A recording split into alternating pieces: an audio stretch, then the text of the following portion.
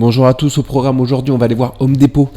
Home Depot qui est sur une zone intéressante. Je vais faire une mise à jour parce que j'en avais parlé avant Noël, il me semble autour du 20 décembre, c'était il y a 4 mois déjà, donc voilà, c'est le temps de faire une mise à jour sur cette action Home Depot qu'on va aller voir ensemble.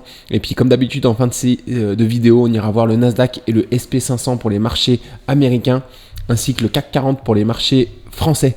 Donc voilà, on commence avec Home Depot que je mets en mensuel et en grand écran dans un premier temps. Alors je vais redimensionner l'image, voilà. Donc Home Depot, c'est une tendance très haussière et durable depuis très longtemps, depuis au moins 2008. Voilà, depuis très longtemps même. On avait fait une grande consolidation de 99 jusqu'à 2008. Et puis après on s'est extrait de cette belle consolidation. On est parti sur un marché très haussier sur Home Depot. On voit qu'on a fait un double top ici en mensuel. Donc ce qui est normal, on voit que le top, on a réagi sur cette zone forcément. On va aller voir en hebdomadaire pour voir un peu plus précisément ce qu'on a eu. Alors en décembre, je vous avais fait une vidéo ici sur la cassure de ce double bottom ou alors de ce triangle avec une zone de résistance ici et une zone de support ici. Qui est pas très... Voilà, je préfère prendre le double bottom de continuation avec la zone de support ici et la zone de résistance ici. On l'avait cassé par le haut, on a atteint parfaitement les objectifs des 391, les objectifs qui concordaient avec les plus hauts historiques du coup de cette action. Et comme on peut le voir, une double résistance du coup sur laquelle on est venu buter pour revenir du coup dans la zone de l'ancienne résistance qui va maintenant jouer le rôle de support. Si on passe en daily, voilà, on voit que le mouvement commence plus ou moins à s'essouffler ici. Voilà, le mouvement baissier. Je vais surveiller ce qui se passe ici parce qu'on a un double support. Voilà, on a à la fois le support de cette ligne là, voilà, qui va jouer le rôle de support. On est venu la tester ici et à cet endroit là également. Donc voilà, ici on risque de buter aussi sur cette zone. Et on a également la zone de support horizontale qui est l'ancienne résistance du coup du double bottom de continuation haussière. Voilà, sur laquelle on est actuellement. Donc voilà, un double support pour cette action. Donc vraiment à surveiller ce qui se passe ici pour un éventuel retournement, pour un nouveau départ haussier sur Home Depot. Donc voilà, après on peut encore durer longtemps au sein de cette consolidation, mais voilà, quand on arrive ici, je pense au moins qu'on aura une petite réaction haussière. On va suivre ça en tout cas, on va suivre ça dans les prochains jours et les prochaines semaines. Voilà ce qu'on peut dire sur Home Depot en ce moment, qui est actuellement sur une belle zone de support. Alors concernant les marchés américains, alors on va passer par la map déjà parce que je l'oublie à chaque fois, la map. Voilà. Alors la map des marchés américains, hier elle est mitigée, elle est plutôt dans le vert même, je dirais. On a eu un petit rebond avant-hier, on a eu une map très rouge, je voulais pas montrer, mais c'était il y a eu une grosse correction sur la zone de résistance du Nasdaq et du SP500 sur laquelle on a été repoussé, donc forcément. Hier une zone plutôt dans le vert avec des belles poussées, notamment de Johnson & Johnson, de Amazon, voilà, même de Meta.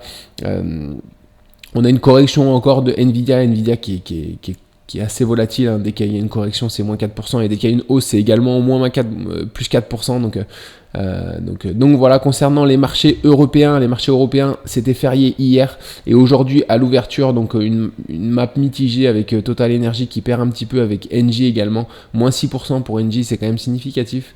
Voilà, sinon ce qu'il y a dans le vert, il y a ArcelorMittal qui a gagné 1,5%, ainsi que Renault et Alstom.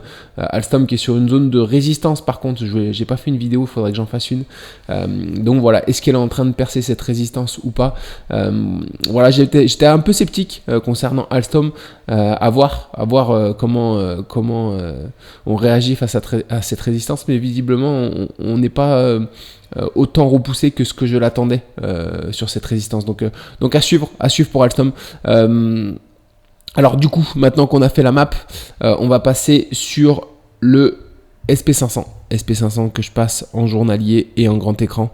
Voilà. Alors le SP500, comme je le disais, on avait une belle zone de résistance ici, les 5108, sur laquelle on a été repoussé. Forcément, c'est difficile de passer cette zone. On en avait une juste au-dessus aussi, qui sont les 5146. Voilà, on est repoussé. Ce que je privilégie toujours pour le SP500, c'est ça, c'est les 63% qui sont les objectifs de ce biseau ascendant. qui sont les 4712. C'est ce qu'on est forcément obligé de privilégier parce que c'est la stat la plus importante. Forcément, on n'a que 37% de chance de ne pas l'atteindre, cette zone. Voilà, et puis encore une fois, je vais faire un petit rappel pour me remettre en weekly. Si jamais on arrive sur cette zone-là, qui est à peu près ici, ça concordera avec un pullback, un throwback du coup, de cette potentielle épaule, tête, épaule inversée qu'on a cassé par le haut. Alors, voilà, si Nico regarde cette vidéo, il va m'insulter parce que c'est pas un throwback, parce que on a vraiment, voilà, on est vraiment parti fort vers le haut. On fait une correction, on revient sur une zone de support, on va dire, avant éventuellement de repartir vers le haut. Voilà, atteindre cet objectif des 5710 qui sont les objectifs de cette configuration avec la résistance ici. Voilà, donc je pense vraiment qu'on peut, voilà. En tout cas, si on vient ici, il y aura des formidables opportunités d'achat et puis un formidable potentiel de hausse également à moyen terme pour atteindre cet objectif des 5710 sur le SP500. Donc voilà, une mauvaise nouvelle si on arrive là, mais pas forcément parce que ce sera le moment de recharger. Donc voilà ce qu'on peut dire sur le SP500, le Nasdaq. Le Nasdaq, pareil, je vais le passer en journalier et en grand écran.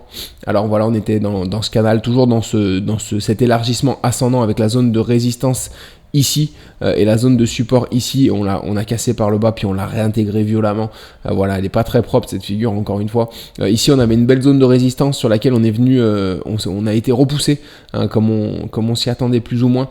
On est en train de confirmer cette baisse suite au contact de cette résistance. Comme je disais hier, maintenant qu'on a été repoussé une première fois, si on revient en contact de cette résistance, on aura de plus en plus de chances de la transpercer. C'est pas le cas pour le moment. Et encore une fois, l'objectif qu'il faut privilégier, c'est au moins celui-là, les 16 800 sur le Nasdaq qui sont atteints 91% du temps et qui sont l'objectif de cet élargissement ici.